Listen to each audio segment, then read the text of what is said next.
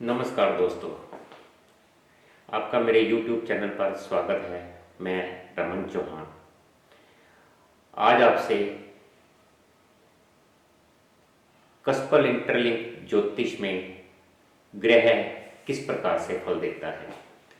पिछले लेक्चर में मैंने बताया ग्रह दो प्रकार से फल देता है, एक अपने स्टेलर स्टेटस पर और दूसरा अपने पोजिशनल स्टेटस पर। दोस्तों, कस्पल इंटरलिंक ज्योतिष बहुत आसान कर दी गई है, इसको आसानी से सीखा जा सकता है। कस्पल इंटरलिंक ज्योतिष ट्रेडिशनल ज्योतिष की तरह बहुत आसान हो गई है, लेकिन इसमें कुछ बदलाव किए गए हैं। जैसे ट्रेडिशनल ज्योतिष में भाव मध्य को लेते हैं, कोई भी भाव 30 डिग्री तक ले लिया और 15 डिग्री इधर और 15 डिग्री उधर कर दिया और भाव मध्य ले लिया। इसमें ऐसा नहीं है। इसमें ग्रह की लिंकेज बनती है। इस पद्धति के अंदर कोई भी ग्रह उच्च का, नीच का या युति या दृष्टि संबंध को नहीं लिया जाता।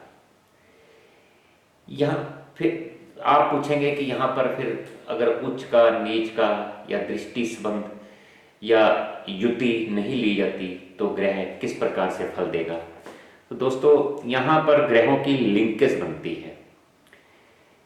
यहाँ पर दृष्टि संबंधी कोई किसी भी तरह का नहीं लिया जाता। यहाँ पर जो भी डिग्री कस्पल पे उदय होगी वही कस्पल की स्टार्टिंग पॉइंट माना जाएगा। यहाँ पर ग्रह अपनी लिंकेज बनाएंगे, अपना फल देंगे और बिल्कुल एक्यूरेट फल देंगे। अब आपको मैं बताता हूँ कि ये कैसे ग्रह अपनी लिंकेज बनाते हैं, तो बोर्ड पर समझते हैं।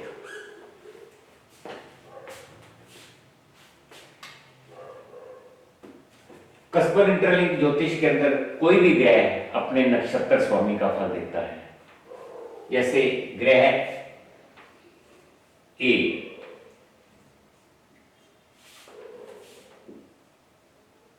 B C D. ग्रह ए, प्लेनेट ए बी के नक्षत्र में है, सी के सब में है और डी के सब में है। बी स्टार और ये सब लॉन्ग और ये सब लॉन्ग।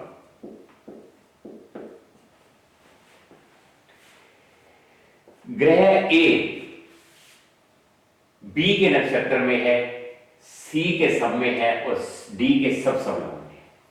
इसको हम ये कहेंगे कि ग्रह ए बी से नक्षत्र में है, यहां पर ये संबंध बनाता है।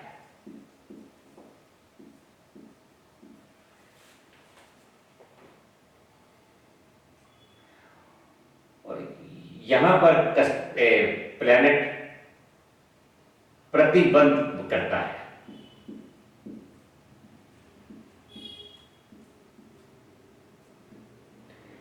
और यहां पर अंतिम पुष्टिकरण,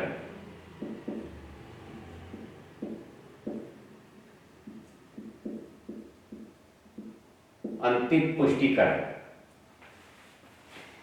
ग्रह ए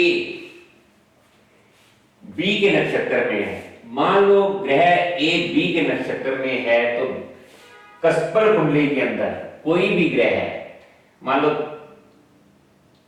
2 में आता है, 4 में, 6 में, 9 में, 11 में, तो दोस्तों इस प्लैनेट की दशा में ये हमारा सोर्स प्लैनेट है, जड़, ये हमारा सोर्स प्लैनेट है। इस प्लैनेट की दशा में एक्स वाई जेड कोई भी प्लैनेट हो सकता है। इस प्लैनेट की दशा में इस जातक को इन हाउसेस के फल ही मिलने हैं। सोर्स प्लैनेट ने इस दशा के अंदर इस जातक को 2, 4, 6, 9, 11 इस घरों के ही फल मिलने हैं। ये फल हाँ होंगे या ना होंगे, ये हमारा प्रतिबद्ध वाला प्लैनेट बताएगा, यस नो।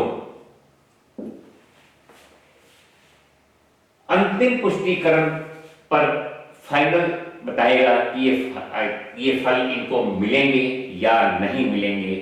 वो कैसे बताता हूं।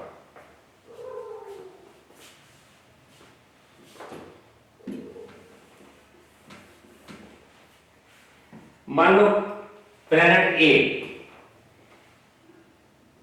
ए 5 में, 7 में, 11 में, तो इस जातक को इस प्लैनेट ए की दशा के अंदर 5, 7 और 11 भाव के ही फल मिलने हैं। ये फल हाँ होंगे या ना होंगे, ये हमारा सबलॉट बताएगा, यस और नो। और अंतिम पुष्टिकरण पर की फाइनल कंफर्मेशन पर पता चलेगा कि इस जातक को इस दशा के अंदर इन हाउसेस के फल मिलने हैं या नहीं। तो दोस्तों, जैसे ये 5, 7, 11 हमारे शादी वाले, मैरिज वाले हाउस हैं। और यहां पर एक चीज और है, हम जैसे कोई भी प्लैनेट की प्लेसमेंट की, प्लैनेट कहां पर बैठा हुआ है, तो ये हम भावा चार्ट में देखेंगे, राशि चार्ट में नहीं देखेंगे। अगर किसी प्लैनेट को पोजीशनल स्टेटस मिला हुआ है तो उसका वो किस राशि में, किस हाउस में बैठा हुआ है, तो ये हम भावा चार्ट के अंदर देखेंगे, ना कि राशि चार्ट के अंदर। अब मान लो 5, 7, 11 अगर ये जातक को इस दशा के अंदर 5, 7, 11 आते हैं, तो यहां पर भी 5 और 7 और 11 आते हैं, तो इस जातक की शादी हो जाएगी। यहां पर ये क्लियर हो गया कि इसकी शादी हो जाएगी। और फिर हम देखेंगे कि पोजीशनल स्टेटस पाया हुआ ग्रह किस भावा चार्ट के किस राशि में बैठा है। मान लो यहां पर पोजीशनल स्टेटस पाया हुआ ग्रह है, अगर भावा चार्ट में 7वें घर में बैठा हुआ है, तो हम इसकी रेजिडेंस पोजीशन भी ले लेंगे 7 में। तो ऐसे किसी भी ग्रह का फल ऐसे मिलेगा कि ग्रह अपनी लिंकेज बनाता है और उसी हिसाब से उसका फल देता है। और अगले चैप्टर में मैं आपको और इसको विस्तार से बताऊंगा कि ग्रह किस प्रकार से लिंक बनाता है और किस प्रकार से फल देता है।